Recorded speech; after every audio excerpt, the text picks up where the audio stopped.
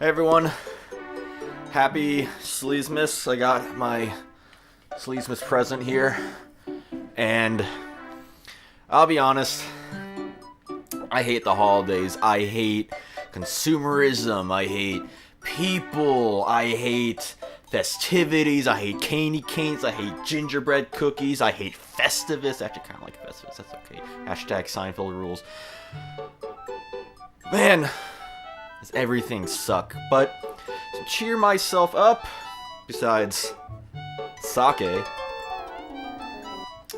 I just went to my neighbor's house and I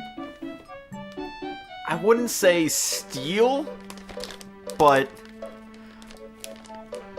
I got myself a little present.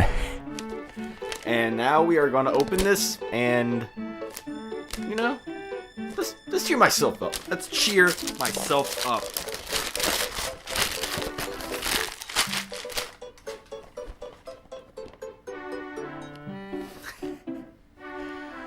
Okay, I'm pretty excited, so...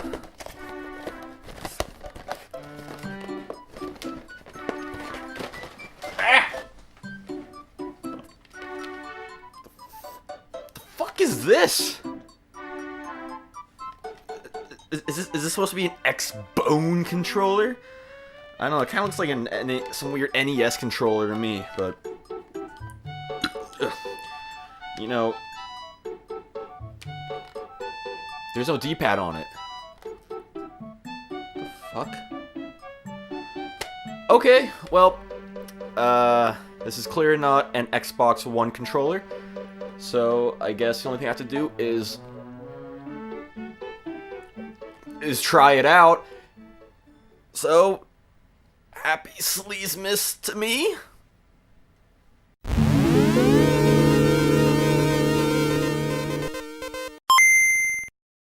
So it goes without saying that this could eat the original NES controller. It's vastly different with its curvy design, more handular shape, and overall aesthetic. It even includes 2 turbo buttons, one for A and one for B. But definitely the most interesting aspect of this is its D-pad, or lack thereof. The Turbo Touch 360's main gimmick is that it uses a touch sensor instead of the one we're all used to. Why, you may ask? I'm guessing people didn't like how pressing on the small D-pad would make your thumb hurt or leave an imprint, but you bust me smashing that thing to have an effect like that. Well, does it even work? Let's take a look. I'm on the stage select on Mega Man 4, and the first thing I notice is that it actually works! I mean, when I move my finger around the D-pad, the game responds, which is a relief. I mean, who expected this thing to work anyways? Okay, so if I rotate my hand in a circle, the cursor doesn't move in a circle either, but considering I'm playing Mega Man, I don't think this is an issue. And if you haven't noticed, I have to keep my fingers towards the edges of the pad for it to work properly. I'm really living life on the edge.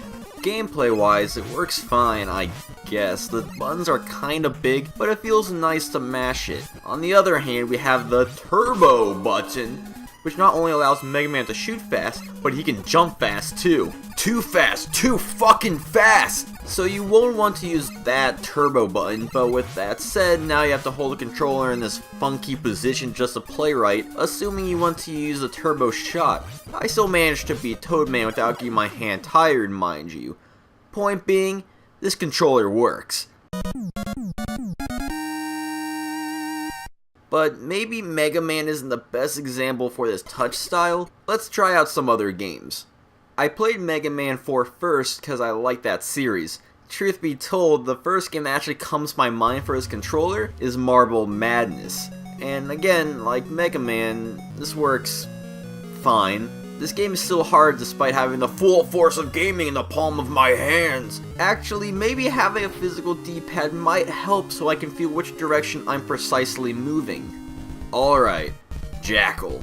The controls feel a bit more wonky here. I mean, it makes sense considering this game isn't made for full 360 control. The car has a hard time deciding what direction it wants to move. It still moves in my general direction, but it does feel wonky. Going back to basics with Super Mario Bros. I feel like the more I play this, the crappier it plays. Mario is harder to control in the way that it's a tad slow to start moving. Probably because there's no actual D-pad to force Mario one direction at top priority. I mentioned earlier that the big buttons were nice for mashing, and that's true, until you get to a game like this where you need to press both buttons to run and jump. Now it becomes a problem. They're so big, it's tough to play the game normally. Like reinforced steel, that's not good.